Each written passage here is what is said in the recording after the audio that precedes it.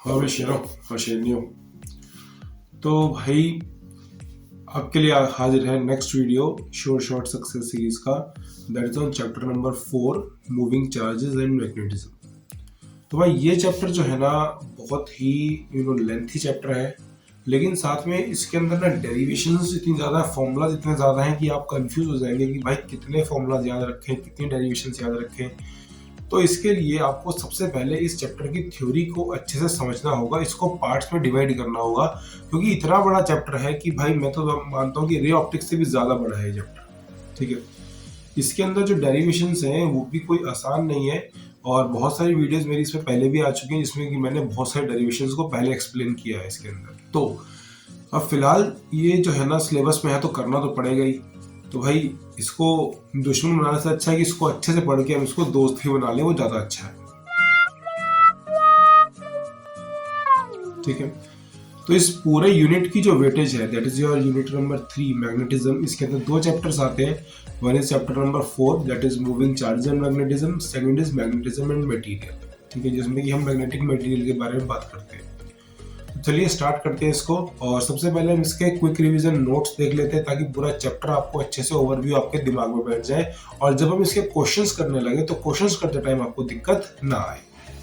So student, सबसे पहले हम इसके सिलेबस के बारे में देख लेते हैं कि इस चैप्टर में आपको क्या क्या चीज़ें पढ़नी है और किस किस लेंथ तक पढ़नी है, यानी किसका क्वालिटेटिव एनालिसिस है और किसका जो है ना क्वांटिटेटिव एनालिसिस आपको करना है। सबसे पहले will start with the concept of magnetic field. Magnetic field क्या होता है? ऑर्स्टेड एक्सपेरिमेंट, ये आप क्लास 10th में भी पढ़ चुके हैं। ऑर्स्टेड एक्सपेरिमेंट, इसको भी यहाँ पर हमें स्टडी करना पड़ेगा। Next is Biot Savart's law and its application to current carrying circular loop.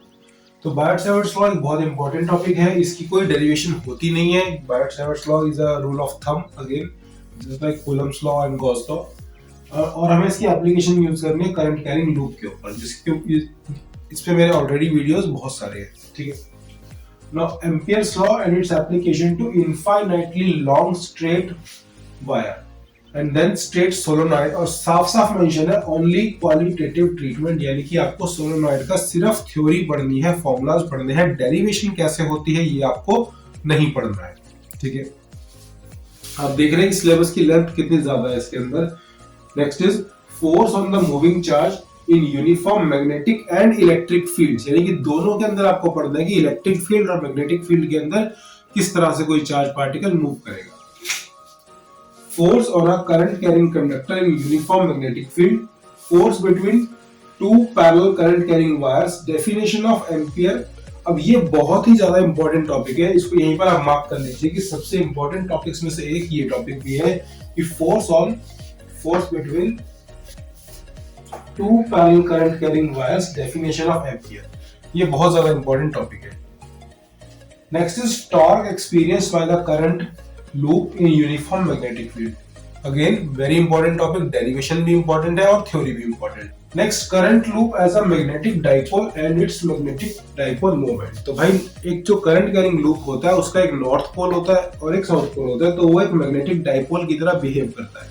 ठीक है, next is moving coil galvanometer, again ये आपका थ्योरेटिकल पार्ट के लिए बहुत स्ट्रॉन्ग कैंडिडेट है। Its current sensitivity and conversion to voltmeter and ammeter, इस part से न्यूमेरिकल आने के बहुत ज्यादा चांसेस होते हैं।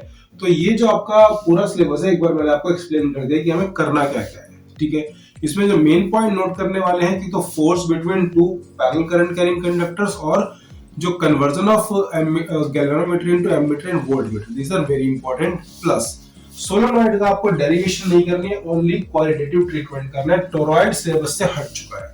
ठीक है, तो चलिए फटाफट से इसका क्विक रिवीजन वीडियो स्टार्ट कर लेते हैं, इसके टॉपिक्स को फटाफट से गो थ्रू कर लेते हैं, then we will do some questions on this जो कि इसके नेक्स्ट पार्ट में आएंगे। सो स्टूडेंट्स, इस चैप्टर का सबसे पहला टॉपिक स्टार्ट करते हैं, दैट इज ऑर्स्टेड एक्सपेरिमेंट। तो भाई क्रिस्टियन ऑर्स्टेड ने सबसे पहले ये रिलेशन जो है ना निकाल के दिखाया था कि जो करंट है उसके साथ एक मैग्नेटिक फील्ड प्रोड्यूस होता है। अगर किसी वायर में से करंट फ्लो कर रहा है तो उसने कहा था कि इसके अंदर मैग्नेटिक फील्ड भी बन रहा होगा। तो चलिए सबसे पहले डायग्राम समझ लेते हैं इसका। हमारे पास यहाँ पर एक मैग्नेटिक नीडल है।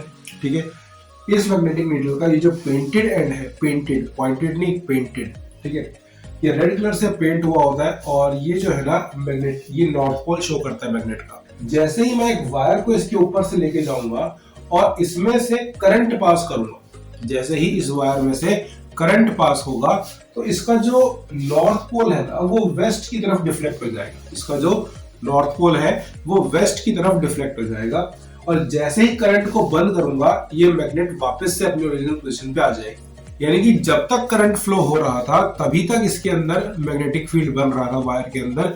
जैसे ही हमने करंट को बंद किया मैग्नेटिक फील्ड भी खत्म हो गया। अब यहाँ पर हम एक स्नो रूल पढ़ लेते हैं। वैसे इसके ऊपर अगर क्वेश्चन आएगा तो इस हिसाब से आएगा कि भाई आपको प्रिडिक्ट करना पड़ेगा कि नॉर्थ पोल की डिफ्लेक्शन किस तरफ हो। तो उसके लिए मैं एक सिंपल सा लॉजिक दे रहा हूं आपको, snow rule. When current flows from south to north, यानी कि आपने एस लिया साउथ के लिए और एल लिया नॉर्थ के लिए। When the current flows from south to north in a wire placed over the magnetic needle, यहाँ पर वायर की पोजीशन भी इंपॉर्टेंट है। अगर ओवर की जगह अंडर कर दिया तो गलत हो जाएगा, आंसर उल्टा हो जाएगा। Over the magnetic needle the north pole of the needle will deflect towards west. तो अगर ऐसी कोई वायर है जो कि ऊपर से जा रही है मैग्नेटिक नीडल के और उसमें जो करंट है ना वो साउथ से नॉर्थ की तरफ जा रहा है, तो जो इसका नॉर्थ पोल है वो वेस्ट की तरफ डिफ्लेक्ट हो जाएगा। This is called as snow rule. Oersted experiment में जो नॉर्थ पोल की डिफ्लेक्शन है उसको प्रेडिक्ट करने का एक और रूल है जिसको कि हम बोलते हैं एम्पियर स्विमिंग रूल।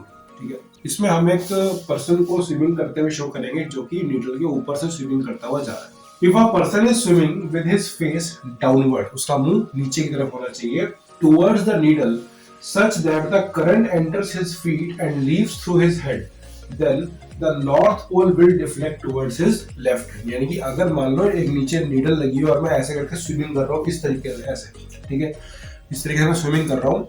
तो पॉइंट इज दैट अगर मेरा फेस डाउनवर्ड है, नीडल की तरफ है और करंट जो है ना वो मेरे पैर में से एंटर होता हुआ जो है ना सिर की तरफ से निकल रहा है, ठीक है, तो जो मेरा जो लेफ्ट हैंड है तो नॉर्थ पोल मेरे लेफ्ट हैंड की तरफ डिफ्लेक्ट करेगा।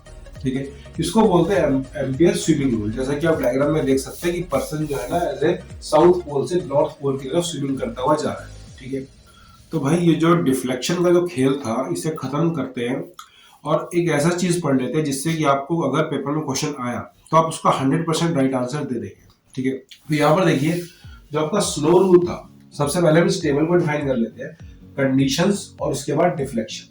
तो कंडीशंस यहाँ पर क्या है, कंडीशंस दो तरह की होती है कि भाई डायरेक्शन ऑफ करंट क्या है और पोजीशन ऑफ वायर क्या है। यानी कि डिफ्लेक्शन निकालने के लिए आपको दो चीजें पता होनी चाहिए, करंट किस तरफ जा रहा है और पोजीशन ऑफ वायर क्या है, ओवर है या अंडर है। तो भाई डिफ्लेक्शन ऑफ करंट साउथ से, अगर सॉरी जो डायरेक्शन ऑफ करंट है वो साउथ से नॉर्थ जा रहा है और position of wire over the needle है, नीडल के ऊपर है, तो जो आपका नॉर्थ पोल है ना वो वेस्ट की तरफ डिफ्लेक्ट करेगा।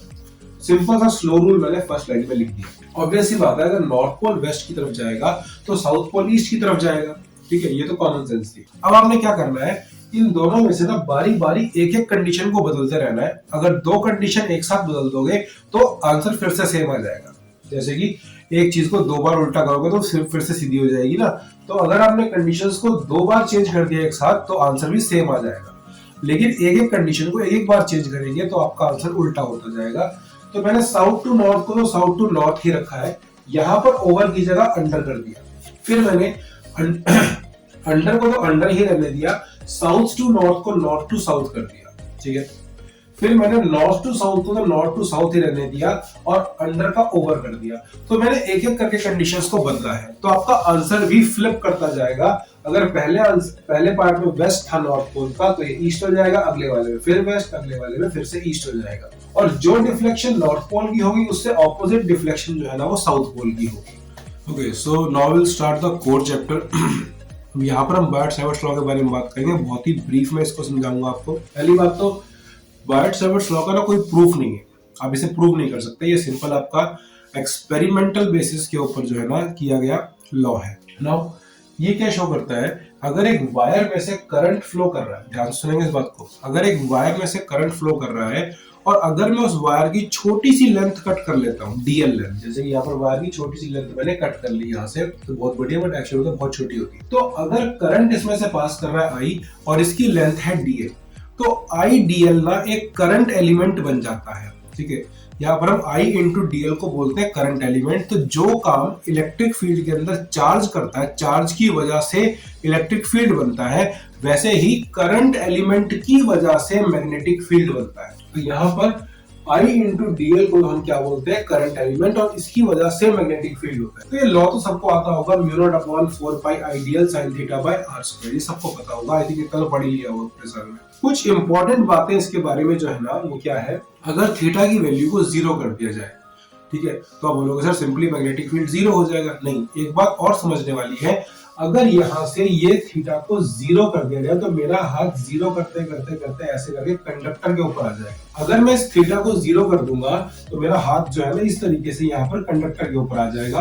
तो थीटा 0 होने का मतलब है कि आप कंडक्टर के सरफेस की ही तो बात कर रहे हो। So a current carrying conductor can not apply magnetic field on itself. कोई भी करंट कैरिंग कंडक्टर अपने ऊपर ही मैग्नेटिक फील्ड अप्लाई नहीं कर सकता। किसी भी कंडक्टर के सरफेस पे उसके करंट की वजह से जो मैग्नेटिक फील्ड है वो 0 होता है। अगर थीटा को 90 डिग्री कर देंगे, यानी कि इसको यहां से एक्सपेंड करके इसको ऐसे करके यहां से पूरा ऐसे 90 पर ले आएंगे इस तरीके से, तो इसके अंदर जो मैग्नेटिक फील्ड है इस पॉइंट के ऊपर वो मैक्सिमम बनेगा, because sign 90 is 1 and which is the maximum value of sine. तो भाई ये बायोट-सावर्ट्स लॉ के बारे में इंपॉर्टेंट पॉइंट्स थे। अब इसकी एप्लीकेशंस की तरफ चलते हैं। सो स्टूडेंट्स, यहां से हम स्टार्ट करेंगे magnetic field due to a straight current carrying conductor. Now this is very important, और इसकी जो डेरिवेशन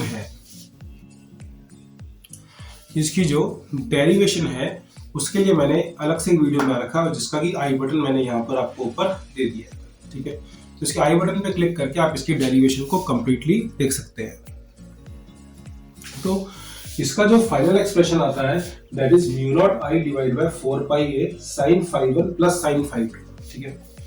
φ1 φ2 ये दोनों एंड से बनने वाले एंगल्स होते हैं। यहां से φ1 एंगल बन रहा है, यहां से φ2 एंगल बन रहा है। नाउ कई बार जो है ना इसके स्पेशल केसेस पूछ लिए जाते हैं।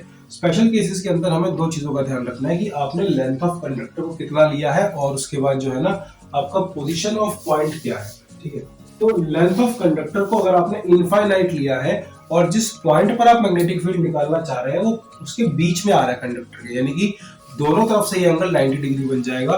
तो अगर दोनों तरफ से ही एंगल 90 डिग्री हो जाएगा तो sin 90 प्लस sin 90 2 हो जाएगा, और 2 से ये 4 कैंसिल होकर आपके पास आंसर आएगा mu naught I divide by 2 पाई ए। यहाँ पर मैं आपको एक इंपॉर्टेंट पॉइंट बताना चाहूंगा जो कि आपको पेपर में बहुत काम आएगा। अगर आपको इनफाइनाइट कंडक्टर दिया गया है, ठीक है, अगर क्वेश्चन में बात करी गई है इनफाइनाइट कंडक्टर की, तो आपने बिना कुछ सोचे समझे इसी एक्सप्रेशन को यूज करना है, mu naught I divide by 2 पाई ए, ठीक है। बहुत सारे क्वेश्चंस के अंदर ये बताया नहीं जाता कि पॉइंट है कहां पर, तो आपने उसको बाय डिफॉल्ट मिडिल में मानना है और इस वाले फॉर्मूले को इनफाइनाइट कंडक्टर के लिए यूज करना है। सेकंड केस में अगर कंडक्टर की लेंथ इनफाइनाइट है और आपने जो है ना पॉइंट को नियर वन एंड, या तो ऊपर वाला एंड या फिर नीचे वाला एंड, ये तो खैर पता ही नहीं कि एंड होगा कहां पे, बिकॉज वो इनफाइनाइट है।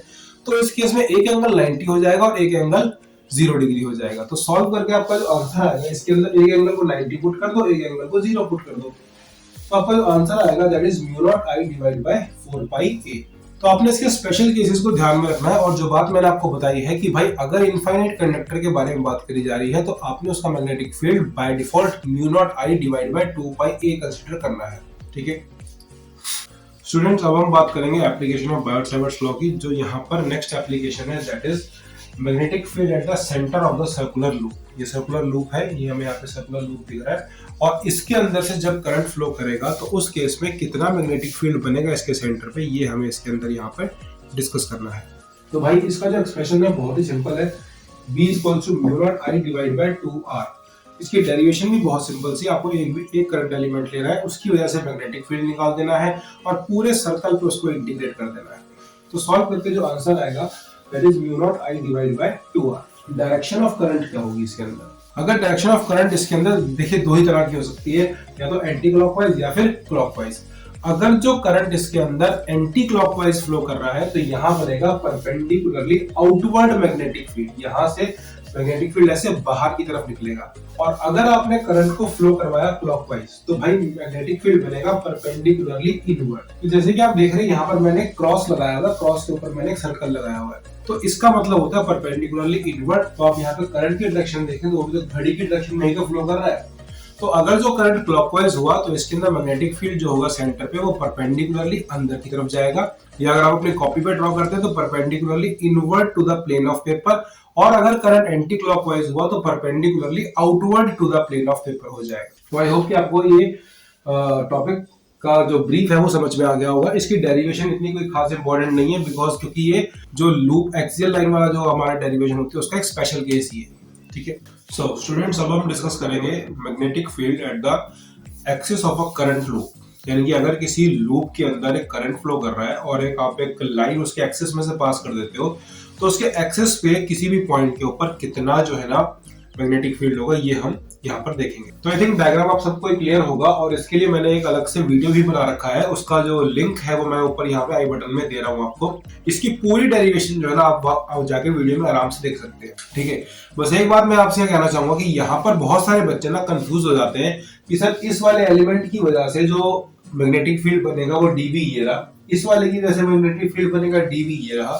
तो भाई ये डीवी साइन फाई ऐड करके 2 टाइम्स डीवी साइन फाई क्यों नहीं हुआ? तो इसका लॉजिक पूरी तरह से मैंने वीडियो में एक्सप्लेन कर दिया है कि भाई इसको 2 डीवी साइन फाई क्यों नहीं लेते।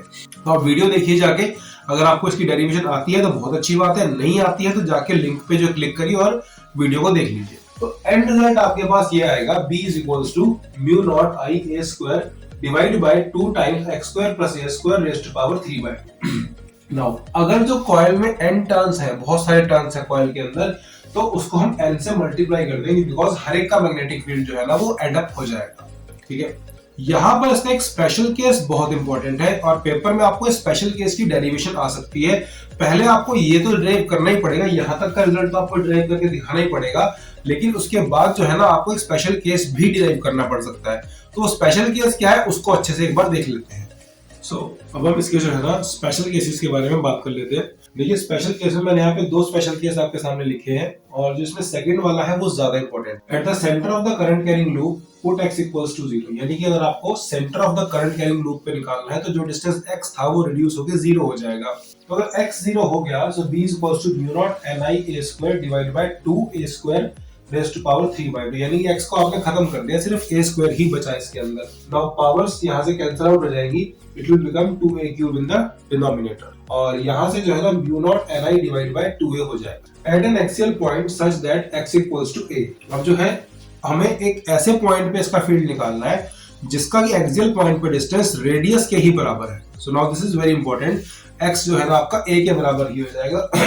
तो अगर मैं x को भी a पुट कर देता हूं तो यहाँ पर a square plus a square raised to power 3 by 2 हो जाएगा। Now it becomes mu naught ni a square divide by 2 raised to power 5 by 2। यहाँ पर 2 की पावर 1 तो थी यहाँ पर पहले से, 3 by 2 यहाँ से आ जाएगी, तो 1 plus 3 by 2 5 by 2 हो जाएगा, a क्यूब यहाँ बचेगा, a स्क्वायर से a क्यूब कैंसिल होकर यहाँ पर जो है सिर्फ a बचेगा नीचे। So this is very important, आपसे बोर्ड में इसकी डेरिवेशन जो है ना वो पूछी जा सकती है। पूरा सब कुछ ड्राइव करने के बाद लास्ट के स्टेप में आपको x को a डाल के दिखाना पड़ेगा। सो आई होप कि यहाँ तक सबको क्लियर हो गया होगा। तो भाई अब बात कर लेते हैं एम्पियर्स लॉ की and its application to infinite straight conductor.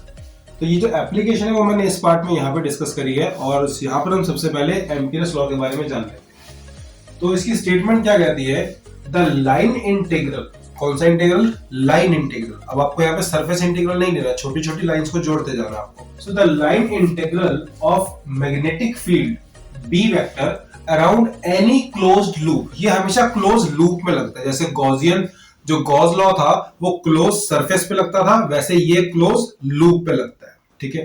जैसे कि ये है हमारे पास, this is a close loop, इस तरीके का लूप जो होता है इसके ऊपर ये यूज होगा। अब जो है ये कहता क्या है, the line integral of magnetic field B around any closed loop is equal to mu naught times the total current passing through this closed loop. इस क्लोज लूप के अंदर से कितना करंट पास कर रहा है वो इसका मैग्नेटिक फील्ड का लाइन इंटीग्रल बताएगा। जैसे कि गॉस लॉ के अंदर किसी क्लोज सरफेस के अंदर कितना चार्ज होता था वो आपको उसका इलेक्ट्रिक फ्लक्स बताता है, वैसे ही यहाँ पर जो क्लोज लूप है उसमें से कितना करंट पास हो रहा है, इसको ये बताएगा कि भाई आपका लाइन इंटीग्रल कितना आएगा। तो अगर हम इसको मैथमेटिकली स्टेटमेंट में देखें, सो B dot dl is equals to mu naught times the current. So close integral of B dot dl is equals to mu naught I. ये यहाँ पे आपका एम्पियर लॉ हमने यहाँ पे स्टडी कर लिया। अब इसकी एप्लीकेशन है to the straight infinite conductor. यहां से एक कंडक्टर जा रहा है स्ट्रेट ऐसे इस तरीके से, और मुझे प्रूव करना है कि इसका मैग्नेटिक फील्ड जो है ना वो कितना निकलेगा। यहां से ध्यान से देखेंगे, by Ampere's law close integral B dot dl equals to mu naught I, जो हमने यहाँ पर स्टेटमेंट लिखी थी उसी स्टेटमेंट को हमने यहाँ पर यूज किया है। अब अगर मैं इस लूप के छोटे छोटे एलिमेंट्स लूंगा तो वो क्या होगा, dl छोटे छोटे एलिमेंट्स में बढ़ जाएगा। ठीक है, जिस तरफ B वेक्टर जा रहा है dl वेक्टर भी उसी तरफ जाएगा। अगर मैं यहाँ पर right hand thumb rule use करूं ऐसे, तो जैसे मेरी फिंगर्स का जो कर्ल है, ये जो मेरी फिंगर्स का जो कर्ल आ रहा है इस तरीके से सर्कल बन जाएगा ऐसे करके। तो यहाँ पर जो है ना dl इसी तरफ जाएगा जिस तरफ की आपका B वेक्टर जा रहा है। तो B dl cos 0 डिग्री हो जाएगा, cos 0 1 होता है, तो B integration of dl equals to mu naught I हो जाएगा।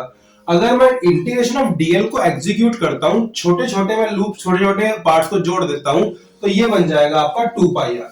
2 पाई r को नीचे शिफ्ट कर दो यहाँ पर, so b equals to mu naught I divide by 2 pi r।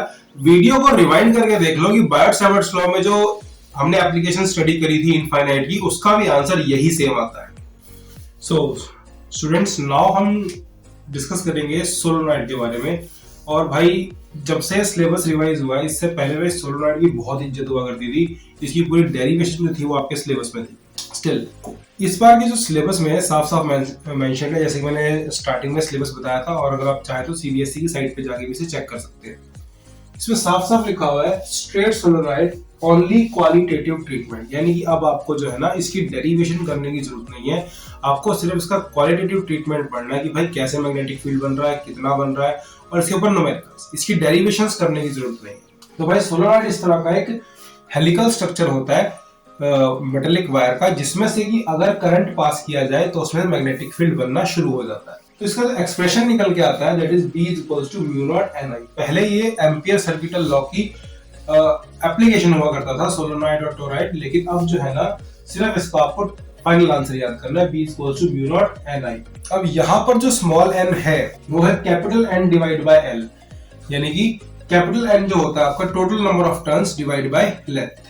ठीक है, at the edges of the solenoid. अब ये पॉइंट बहुत इंपॉर्टेंट है, बहुत से बच्चों को ये पॉइंट नहीं पता होता। सोलेनॉइड के अंदर, उसके कोर में अंदर जो है ना magnetic field B equal to mu naught NI होता है, लेकिन जैसे ही आप उसके एजेस पर आते हैं, एजेस पर आते ही magnetic field suddenly drop down हो जाता है हाफ के बराबर, यानी कि at the edges of the solenoid B equal to mu naught NI divide by 2।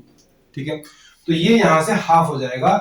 अगर एक सोलेनॉइड को मैंने यहां पर ऐसे करके वाइंड कर दिया तो सेंटर पे उसका सेंटर आएगा, इस तरफ -L/2, इस तरफ +L/2, यानी कि आधी आधी लेंथ बढ़ जाएगी, और यहां पर जो मैग्नेटिक फील्ड होगा ना वो हाफ हो जाएगा। अब बात कर लेते हैं इसके मैग्नेटिक फील्ड डायग्राम के बारे में। तो इट रिप्रेजेंट्स बार मैग्नेट, जैसा कि एक बार मैग्नेट का मैग्नेटिक फील्ड होता है वैसा ही बिल्कुल सोलेनॉइड का होता है। इस पॉइंट को सारे बच्चे नोट कर लेंगे। इट इज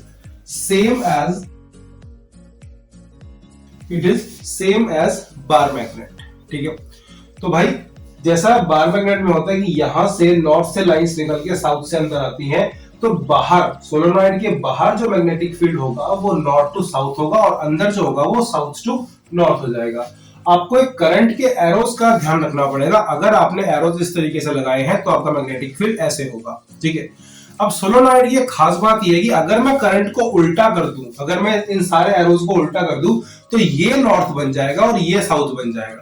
तो इलेक्ट्रोमैग्नेट की एक खासियत होती है कि अगर आप उसमें करंट की डायरेक्शन को रिवर्स कर देते हैं तो उसका मैग्नेटिज्म भी उल्टा हो जाता है। जहां नॉर्थ था वहां साउथ, जहां साउथ था वहां नॉर्थ। तो इस टॉपिक को अच्छे से एक बार 2-3 बार रिवाइंड कर लो, क्योंकि इसके ऊपर क्वेश्चन आने के पूरे चांसेस हैं।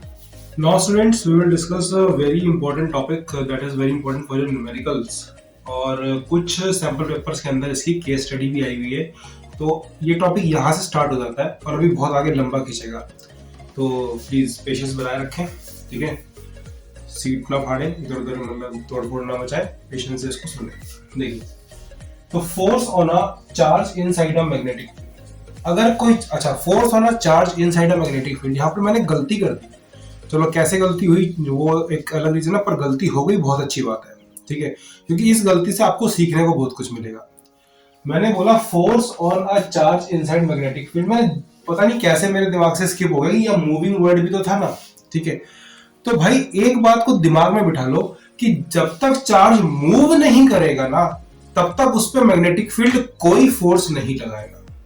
टॉपिक का नाम ही क्या है, force on a moving charge, ठीक है। तो भाई आप ये नहीं कह सकते कोई चार्ज है और रेस्ट पे पड़ा है तो उसके ऊपर फोर्स फील्ड लगेगी, उस पर फोर्स तभी लगेगी जब वो मूव कर रहा होगा। तो भाई जैसे कि यहाँ पर आपको डायग्राम में दिख रहा है, एक मैग्नेटिक फील्ड ऐसे है और वेलोसिटी वेक्टर यहां से ऐसे आ रहा है, ठीक है। अब इस वेलोसिटी वेक्टर के दो कंपोनेंट बनेंगे, एक बनेगा v sin थीटा और एक बनेगा v cos थीटा, एक बनेगा v sin थीटा और एक बनेगा v cos थीटा। तो इस बात को दिमाग में रखेंगे कि जो फोर्स लग रही है ना चार्ज के ऊपर, वो तभी लगेगी जब उसकी वेलोसिटी का कोई परपेंडिकुलर कंपोनेंट होगा। जनरली बुक्स में इसको Q V B sine theta लिख देते हैं, मैंने ऐसा नहीं लिखा, मैंने इसको जानबूझ के ऐसा लिखा है Q V sine theta into B, क्योंकि भाई जो फोर्स लगती है ना वो वेलोसिटी के परपेंडिकुलर कंपोनेंट पर लगती है, हॉरिजॉन्टल कंपोनेंट पे कोई फोर्स नहीं लगती, ठीक है। तो अगर थीटा की वैल्यू 0 हो जाएगी, यानी कि चार्ज जो है ना वो मैग्नेटिक फील्ड के पैरेलल एंटर कर जाएगा, तो भाई उस केस में उसके ऊपर कोई फोर्स नहीं लगेगी। अगर एंटी पैरेलल भी एंटर कर गया तब भी उसके ऊपर कोई फोर्स नहीं लगेगी, क्योंकि साइन 0 और साइन 180 दोनों ही 0 होते हैं। लेकिन अगर कोई चार्ज मैग्नेटिक फील्ड के परपेंडिकुलर एंटर करता है तो भाई यहां से एक नए ग्रंथ का जन्म हो जाएगा, ठीक है, अभी बताऊंगा कैसे होगा।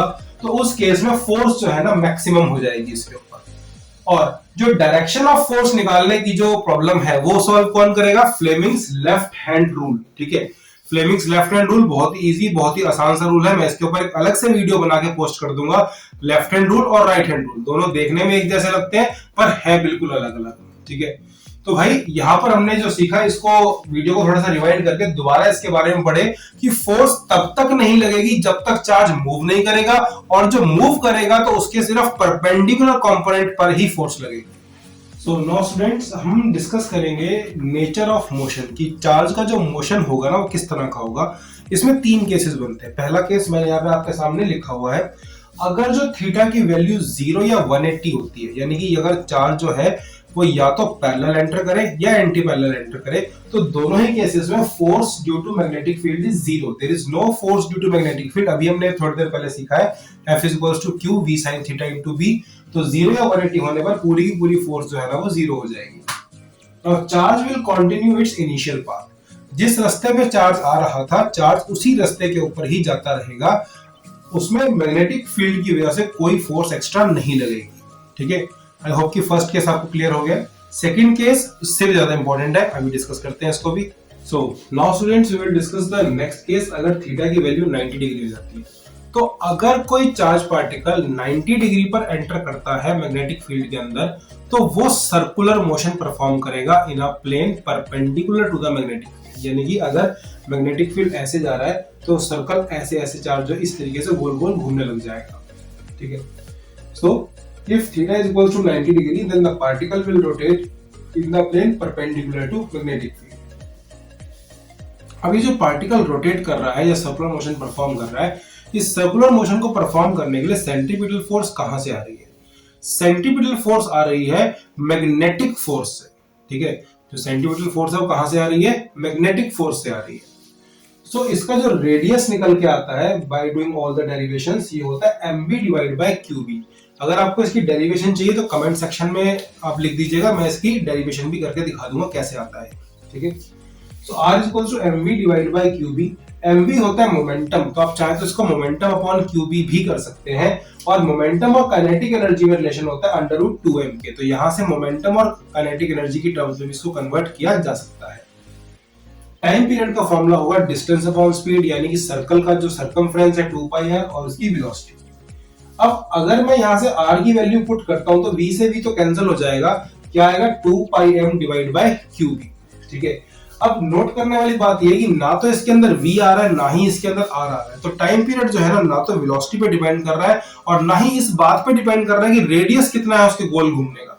ठीक है, अगर टाइम पीरियड को उल्टा कर देंगे तो फ्रीक्वेंसी आ जाएगी। सिमिलरली फ्रीक्वेंसी भी ना तो वेलोसिटी पे डिपेंड कर रही है और ना ही रेडियस के ऊपर। तो इस पॉइंट को यहाँ पर नोट करेंगे कि भाई कितने मर्जी बड़े या कितने मर्जी छोटे उसमें ऑर्बिट में चार्ज पार्टिकल घूमेगा, उससे कोई फर्क नहीं पड़ता कि उसका टाइम पीरियड कितना, उसकी फ्रीक्वेंसी कितनी। तो टाइम पीरियड और फ्रीक्वेंसी दोनों ही कांस्टेंट रहेंगे। ठीक है, so that was the important point about this topic. So students, अब हम डिस्कस करेंगे यहाँ पर लास्ट पार्ट कि अगर जो चार्ज पार्टिकल 0, 90 या 180 को छोड़कर किसी और एंगल पे एंटर कर जाता है मैग्नेटिक फील्ड के अंदर, तो वो किस तरह का मोशन परफॉर्म करेगा। देखिए, एक सिंपल सी बात है, पिछला मोशन सर्कुलर इसलिए था कि पार्टिकल के पास सिर्फ परपेंडिकुलर वेलोसिटी थी और हॉरिजॉन्टल वेलोसिटी नहीं थी, जिसकी वजह से पार्टिकल सिर्फ गोल घूम रहा था। ठीक है, अब पार्टिकल के पास एक परपेंडिकुलर कंपोनेंट तो होगा ही होगा, एक हॉरिजॉन्टल कंपोनेंट भी होगा, तो पार्टिकल गोल भी घूमेगा और आगे भी जाएगा। तो अगर पार्टिकल गोल भी घूमेगा और आगे भी जाएगा तो पार्टिकल इस तरीके से ऐसे गोल घूमता हुआ आगे चला जाएगा, तो एक हेलिकल पाथ फॉलो करेगा। तो भाई अगर जो इन 3 एंगल्स को छोड़ के कोई और एंगल पे पार्टिकल एंटर किया तो path will be helical like this, spring like path होगा उसका। अब इस हेलिकल पाथ का जो रेडियस होगा वो तो भाई परपेंडिकुलर कंपोनेंट पर ही जो है डिपेंड करेगा। So it will be mv sin theta by qb। पिछले टॉपिक के अंदर हमने देखा था कि भाई पार्टिकल का जो टाइम पीरियड और फ्रीक्वेंसी है वो ना तो रेडियस पे डिपेंड करता है ना वेलोसिटी पे, तो इस पे कोई असर नहीं पड़ेगा। 2 pi m by qb और यहाँ पर फ्रीक्वेंसी भी qb divide by 2 pi m। अब बात कर लेते हैं सबसे इंपॉर्टेंट पॉइंट की, that is called as pitch. अब पिच क्या होता है, देखिए पिच पे हम यहाँ पे ध्यान देंगे व्हाट इज पिच, कि भाई एक पूरा चक्कर लगाने का जो टाइम पीरियड है, देखो इसको बहुत सिंपल तरीके से मैं समझाता हूं आपको। आपके जो पेन की जो कैप है, जो जिसके अंदर रिफिल फिट होता है, उसको ऐसे खोल के रिफिल निकाल लेते हैं, तो वो जो पेन की कैप है आप जब उसे गोल घुमाते हैं तो वो ऐसे बाहर की तरफ निकल आती है। तो एक चक्कर कंप्लीट करने पे कितना पेन का रिफिल बाहर निकल आएगा उसे बोलते हैं पिच। ठीक है, इसको आप एक सिंपल स्क्रू से भी समझ सकते हैं। आप जब स्क्रू को घुमाते हैं तो स्क्रू या तो अंदर या बाहर आता है, तो एक पूरा रेवोल्यूशन देने पर स्क्रू कितना अंदर चला गया, that is called as pitch. ठीक है, या एक उल्टा रेवोल्यूशन देने पे स्क्रू कितना बाहर आ गया, that is called as pitch. तो पिच का सिंपल सा फॉर्मूला है time period of revolution into horizontal velocity. तो टाइम पीरियड को हॉरिजॉन्टल वेलोसिटी से मल्टीप्लाई कर देंगे तो ये हो जाएगा 2 pi mv cos theta by qb। तो भाई इस टॉपिक पे केस स्टडी बहुत ही इंपॉर्टेंट है, आ सकती है पेपर में। ठीक है, now students we will shift our focus to the next topic, which is your force on a current carrying conductor inside the magnetic field, uniform magnetic field। force on a current carrying conductor inside the uniform magnetic field। तो भाई बिल्कुल charge की तरह ही अगर कोई current carrying conductor भी place कर दिया जाए किसी मैग्नेटिक फील्ड में, तो इसके ऊपर भी एक फोर्स लगती है और इसका फॉर्मूला होता है ILB sin थीटा। इसकी डेरिवेशन में भी नहीं जाएंगे, अगर डेरिवेशन आपको इसकी नहीं आती है तो प्लीज कमेंट सेक्शन में मुझे मेंशन कर देना, मैं इसकी डेरिवेशन भी डाल दूंगा। ठीक है, तो यहाँ पर आपको मेन चीज ध्यान रखनी है कि अगर जो करंट कैरिंग वायर है पैरेलल टू मैग्नेटिक फील्ड है, एंटी पैरेलल है, तो दोनों केस में फोर्स जीरो हो जाएगी, कोई फोर्स उसके ऊपर नहीं लगेगी। अगर जो करंट कैरिंग वायर को आपने परपेंडिकुलर रखा है मैग्नेटिक फील्ड के, तो उस केस में जो आपका मैक्सिमम फोर्स जो है ना वायर के ऊपर लगेगी। अब जो वायर के ऊपर लगने वाली फोर्स है उसकी डायरेक्शन कौन देगा, again Fleming's left hand rule. तो भाई ये टॉपिक इतना सही है, डेरिवेशन अगर आपको नहीं आती है तो प्लीज मुझे बता देना, मैं इसकी डेरिवेशन भी डाल दूंगा। ठीक है, तो इसके बारे में आपने बस इन्हीं बातों का ध्यान रखना है। So students, now this is one of the most important topics जो कि हम पढ़ने वाले हैं, और इसमें हर साल लगभग इससे क्वेश्चन आता ही आता है। ठीक है, तो आपको ये टॉपिक अच्छे से क्लियर कर लेना दिमाग के अंदर, इसमें कोई डाउट नहीं रहना चाहिए। इसमें हम थोड़ा एक्स्ट्रा टाइम लगाएंगे लेकिन ये पेपर के लिए बहुत इंपॉर्टेंट है। The topic is force between two parallel current carrying wires। तो अगर दो वायर्स पैरेलल करंट कैरी कर रही होती हैं तो उनके बीच में या तो अट्रैक्शन होती है या फिर रिपल्शन होती है। तो अगर दो वायर्स पैरेलल जा रही हैं, इनके बीच का डिस्टेंस r है और I1 I2 दोनों सेम डायरेक्शन में जा रहे हैं, तो ये दोनों वायर्स ना आपस में अट्रैक्ट कर जाएंगी। ठीक है। वैसे तो इसका रिलेशन बर्नौली थ्योरम से भी समझ में आना चाहिए, बट स्टिल वहां पर नहीं जाएंगे अभी हम, अभी ज्ञान देने का टाइम नहीं है फिलहाल। जो है ना यहाँ पर हम देखते हैं कि भाई ये दोनों वायर्स आपस में अट्रैक्ट कर जाएंगी। ऐसा क्यों होगा, इसको डिटेल में स्टडी करेंगे। जो आपकी वायर नंबर 1 है, यहां से जब करंट अगर ऐसे जा रहा है तो इसका मैग्नेटिक फील्ड ऐसे जाएगा और ऐसे गोल घूमता हुआ आके इस वायर को अंदर स्ट्राइक करेगा, बोर्ड के अंदर की तरफ जाएगा। अब ध्यान से देखते हैं I2 में, अगर हम फ्लेमिंग्स लेफ्ट हैंड रूल लगाते हैं तो first finger is pointing towards magnetic field, जो कि अंदर की तरफ जा रहा है ऐसे करके, ठीक है। ये ऐसे अंदर की तरफ जा रहा है। करंट जो है वो ऐसे ऊपर की तरफ जा रहा है, तो देखिए फोर्स जो है ना वो अंदर की तरफ आएगी, यानी कि फोर्स इस तरफ जाएगी। सिमिलरली अगर हम इसके बारे में बात करें तो भाई इसका जो मैग्नेटिक फील्ड है यहां से ऐसे गोल घूमता हुआ यहां से ऐसे करके यू बाहर निकलेगा, तो ये B2 यहां से ऐसे बाहर निकल रहा है। अगर हम फर्स्ट कंडक्टर के ऊपर फ्लेमिंग्स लेफ्ट हैंड रूल लगाते हैं तो फिर से देखिए मैग्नेटिक फील्ड ऐसे बाहर की तरफ आ रहा है, इस तरीके से ऐसे बाहर आ रहा है, और करंट जो है वो ऐसे ऊपर की तरफ जा रहा है। करंट ऐसे ऊपर की तरफ जा रहा है और मैग्नेटिक फील्ड ऐसे बाहर आ रहा है, तो फोर्स अंदर की तरफ जा रही है, यानी कि दोनों फोर्सेस एक दूसरे की तरफ जा रही है, तो ये आपस में अट्रैक्ट कर जाएंगे। तो अगर जो सेम डायरेक्शन में करंट जा रहा है तो ये आपस में अट्रैक्ट करेंगे। चलिए अब बात कर लेते हैं, अगर जो करंट ऑपोजिट डायरेक्शन में जाएगा तो क्या होगा। फिर से दोनों rules, right hand thumb rule और फ्लेमिंग्स लेफ्ट हैंड रूल, इन दोनों का यहाँ पर यूज किया जाएगा। ध्यान से देखिए, जो पहले वाली वायर है करंट इसके अंदर ऐसे जा रहा है, फिर से इसका जो मैग्नेटिक फील्ड है ऐसे करके गोल घूमता हुआ आएगा और ऐसे अंदर की तरफ इसको स्ट्राइक कर देगा, ठीक है।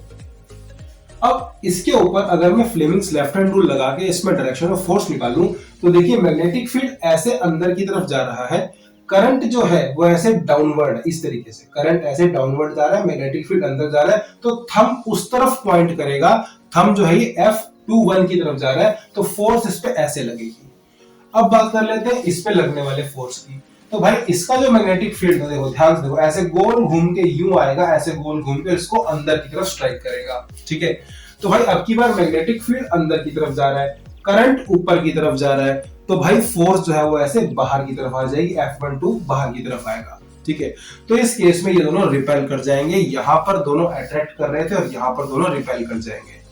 अभी हम पढ़ेंगे इसके फॉर्मूला के बारे में। इसके फॉर्मूला में भी थोड़ी सी प्रॉब्लम है, जो कई बार बच्चा गलती कर जाता है इसको लेकर। सो नाउ अब हमने इसके डायग्राम्स को अच्छे से समझ लिया है और ये समझ लिया कि फोर्स अट्रैक्टिव और रिपल्सिव कैसे है। अब बारी आती है इसके फॉर्मूला के ऊपर, मैथमेटिकल एनालिसिस के ऊपर। तो चाहे F12 हो, यानी कि force on the conductor 1 due to 2, या फिर F21 हो, force on the conductor 2 due to 1, magnitude दोनों का सेम रहेगा, ठीक है। डायरेक्शंस दोनों के ऑपोजिट रहेंगी लेकिन मैग्नीट्यूड दोनों का सेम रहेगा। और मैग्नीट्यूड का जो फॉर्मूला है that is mu naught upon 2 pi I1 I2 divide by R into L। अब सबसे इंपॉर्टेंट पॉइंट यहाँ पर ये आता है भाई कि बच्चे ना L भूल जाते हैं, ठीक है, और फिर यही L जो है ना लंका लगा देता है, ठीक है। तो भाई L जो है ना, इसको आपने यूज करना है। L जो है यहाँ पर कॉमन लेंथ है, लेंथ जिसके ऊपर की आपको क्वेश्चन में दी जाएगी कि इतनी लेंथ पर आपने फोर्स निकालनी है। सो कई बार इस फॉर्मूला को फोर्स पर यूनिट लेंथ भी कर दिया जाता है, यहाँ पर F बाय L भी कर देते हैं, बट फिलहाल हम L को जो है ना इधर मल्टीप्लाई करके रखेंगे और यहाँ पर सिर्फ फोर्स रखेंगे। So mu naught upon 2 pi I1 I2 by R into में L हो जाएगा। अब अगर मैं इसको 2 से मल्टीप्लाई डिवाइड कर दूं तो ये 4 पाई हो गया और यहाँ पर 2 आ गया। ऐसा मैंने इसलिए किया क्योंकि म्यू नॉट अपॉन 4 पाई की वैल्यू होती है 10 रेज़ टू पावर -7, तो ये हो जाएगा 2 into 10 raise to power -7 I1 I2 by R into L, और ये इसके यूनिट्स हो गए यहाँ पर न्यूटन। तो भाई इस L को भूलना नहीं तो डायलॉग और भी अच्छे हैं मेरे पास इसके लिए।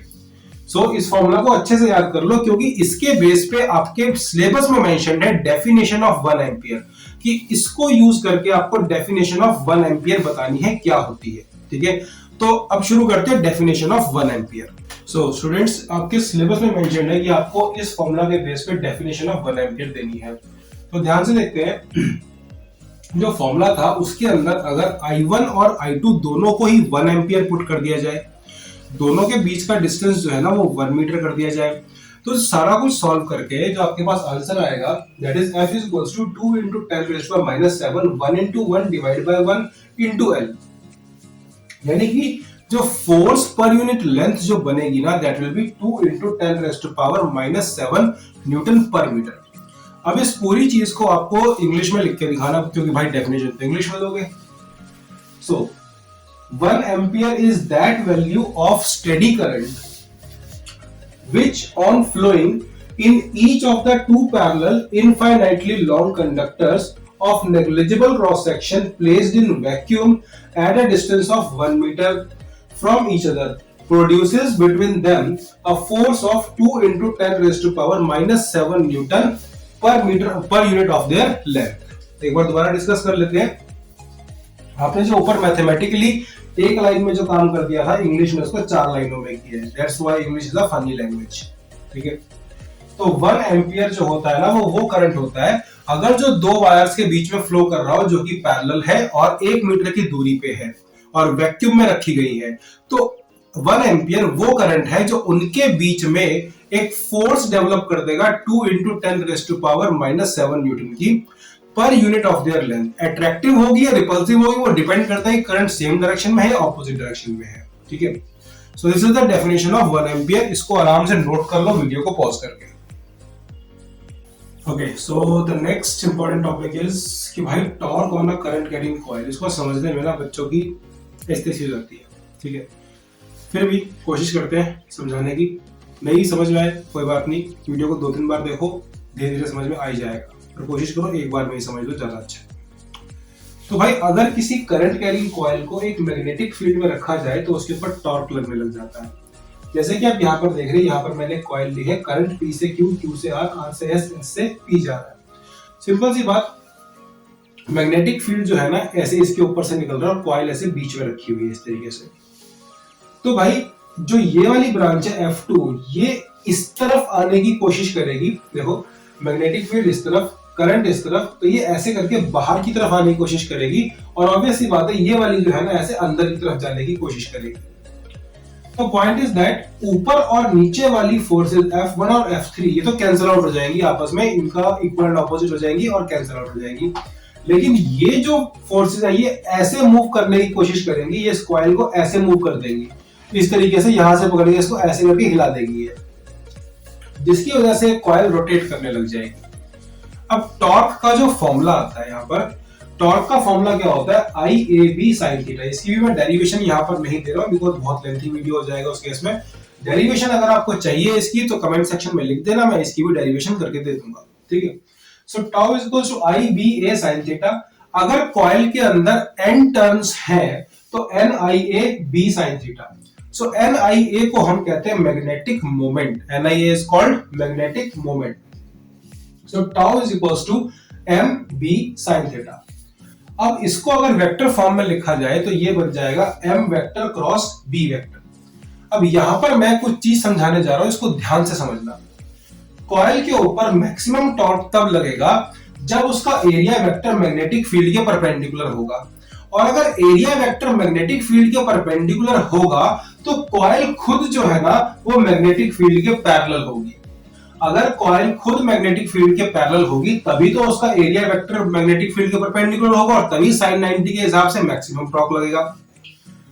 अगर जो आपने कॉइल को पहले ही मैग्नेटिक फील्ड के परपेंडिकुलर रखा हुआ है तो उसका एरिया वेक्टर तो पहले ही यहां पर इसके साथ आ गया.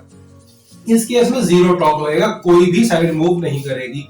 तो मैक्सिमम टॉर्क लाने के लिए आपको कॉइल को प्लेन ऑफ मैग्नेटिक फील्ड के अंदर ही रखना होता है जिससे कि उसका एरिया वेक्टर ऐसे बाहर की तरफ निकले और कॉइल जो है वो मैक्सिमम टॉर्क एक्सपीरियंस करे.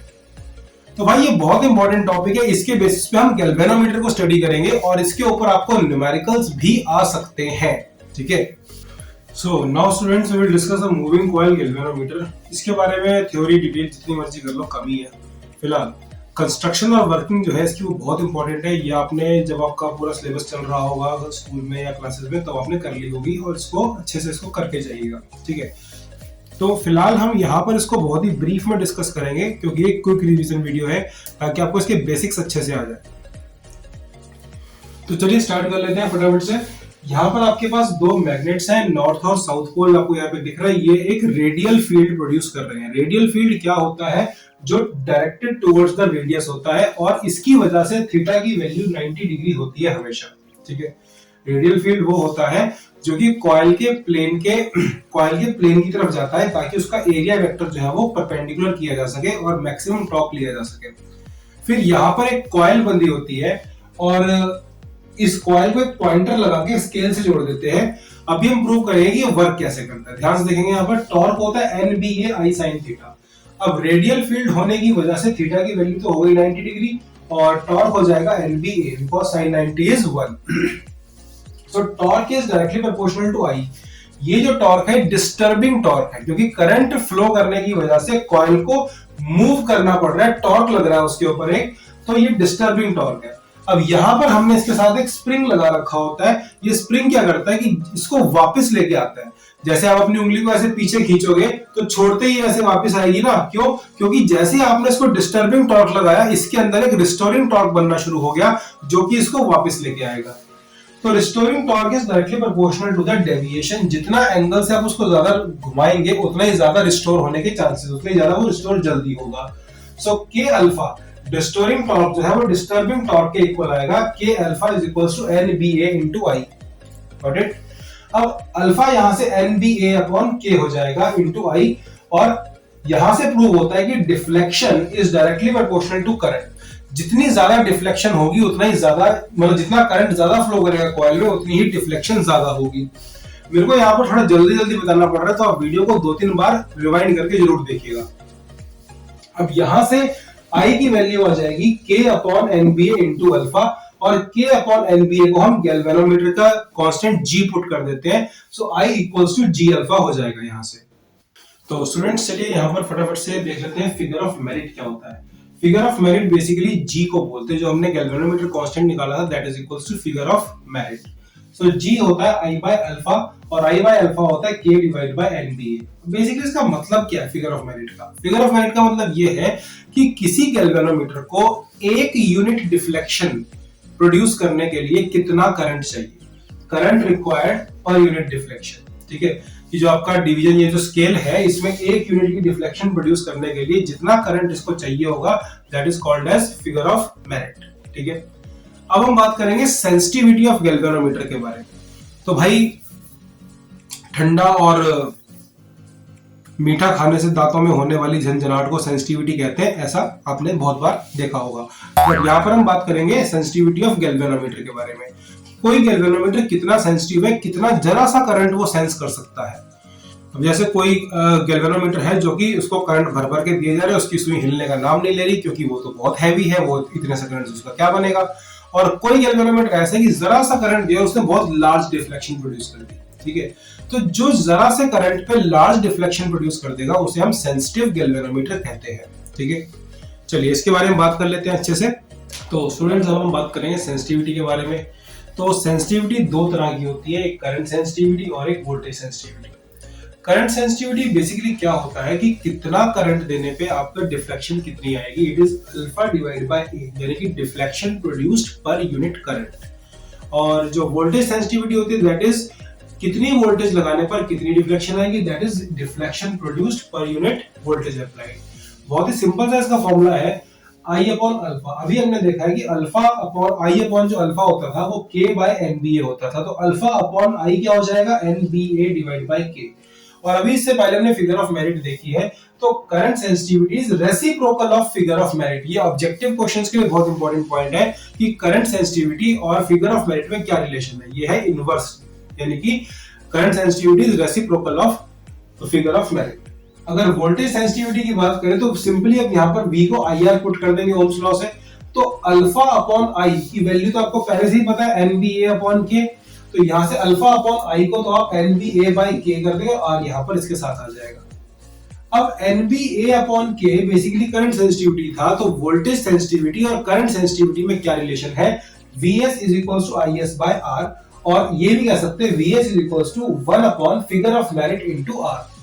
तो भाई सेंसिटिविटी के ऊपर ये हमने फॉर्मूलाज कर लिए। अब हम करेंगे फैक्टर्स अफेक्टिंग सेंसिटिविटी, जो कि बहुत इंपॉर्टेंट है। ठीक है, तो स्टूडेंट्स अब हम डिस्कस करेंगे फैक्टर्स अफेक्टिंग द सेंसिटिविटी। देखिए फैक्टर्स अफेक्टिंग सेंसिटिविटी में ये 4 चीजें हैं, number of turns, magnetic field, area of the coil and the restoration constant. ठीक है, लेकिन इन सब की ना लिमिटेशंस है। अगर आप नंबर ऑफ टर्न्स को बढ़ा देंगे तो भाई सेंसिटिविटी नो डाउट बढ़ेगी, लेकिन point is that number of turns को बढ़ाने के लिए आपको वायर की लेंथ भी तो ज्यादा लेनी पड़ेगी। इससे आपका गैल्वेनोमीटर एक तो भारी हो जाएगा क्योंकि लेंथ आपने ज्यादा यूज कर ली वायर की, वायर ज्यादा यूज हो गई। दूसरी बात, लेंथ बढ़ने की वजह से रेजिस्टेंस भी तो बढ़ जाएगी, ठीक है। तो इसको आप कर तो सकते हैं बट एक लिमिट तक ही कर सकते हैं। हाँ, मैग्नेटिक फील्ड बढ़ाने से जो है ना सेंसिटिविटी बढ़ जाएगी, जितना आप स्ट्रॉन्ग मैग्नेट्स लगाएंगे उतना ही सेंसिटिविटी ज्यादा होती जाएगी। एरिया ऑफ द कॉइल, अगर आप एरिया ऑफ द कॉइल बढ़ा देंगे, ध्यान से देखना, एक कॉइल हमारे पास ऐसी है और एक कॉइल हमारे पास ऐसी है, तो नो डाउट एरिया बढ़ाने से इसका टॉर्क इंक्रीज होगा, but the point is that moment of inertia भी तो इंक्रीज हो जाएगा, because moment of inertia R square के डायरेक्टली प्रोपोर्शनल होता है। तो एक तो आपने मोमेंट ऑफ इनर्शिया बढ़ा दिया, दूसरा बड़ी कॉइल बनाने से क्या होगा, आप वायर ज्यादा यूज करेंगे और जो है ना उससे वो अनमैनेजेबल हो जाएगी। तो तीसरा पॉइंट क्लियर हो गया। चौथे पॉइंट की बात करते हैं, टॉर्शन कांस्टेंट। अब आपका स्प्रिंग ही इतना इंसेंसिटिव है भाई, वो इतना ज्यादा भारी है कि वो मूव ही नहीं कर रहा, ठीक है। तो ऐसे जो है ना उसकी जितना टॉर्शन कांस्टेंट ज्यादा होता जाएगा स्प्रिंग का, सेंसिटिविटी उतनी ही कम होती जाएगी। इसीलिए हम यूज करते हैं फॉस्फर ब्रोंज स्प्रिंग, जिससे क्या होता है कि आपकी सेंसिटिविटी जो है ना वो बरकरार रहती है और स्प्रिंग इतना भारी नहीं हो जाता। दूसरी बात, फॉस्फर ब्रोंज जो है वो एक कंडक्टिंग मटेरियल है, वो करंट को पूरा सर्किट कंप्लीट करने में भी हेल्प करता है। तो ये कुछ फैक्टर्स थे जो कि आपकी सेंसिटिविटी को इफेक्ट करते हैं। अब लास्ट टॉपिक जो इसका है that is conversion of galvanometer into ammeter and voltmeter. इसके ऊपर मैं डिटेल्ड वीडियो आपको बना के दे चुका हूं, जस्ट इस वीडियो से पहले मैंने कल ही इस वीडियो को अपलोड किया है। तो भाई current conversion of galvanometer into voltmeter and conversion of galvanometer into ammeter, इसका मैं आपको आई बटन यहां पर प्रोवाइड कर रहा हूं, तो यहां से आप इसको वीडियो को देख के पूरा इसका एनालिसिस कर सकते हैं। तो ये पूरे चैप्टर का ओवरव्यू मैंने आपको दे दिया फटाफट से। अब नेक्स्ट वीडियो के अंदर हम इसके क्वेश्चंस करेंगे और जो प्रीवियस ईयर क्वेश्चंस हैं, जो एनसीईआरटी है, एनसीईआरटी एग्जाम्पलर है, सारे क्वेश्चंस कवर करेंगे, ठीक है। सो टेंशन नहीं लेनी, तुम्हारा दोस्त तुम्हारे साथ खड़ा हुआ है। और भाई देखते रहो मेरे चैनल को, फ्री थिंकर्स एजुकेशन।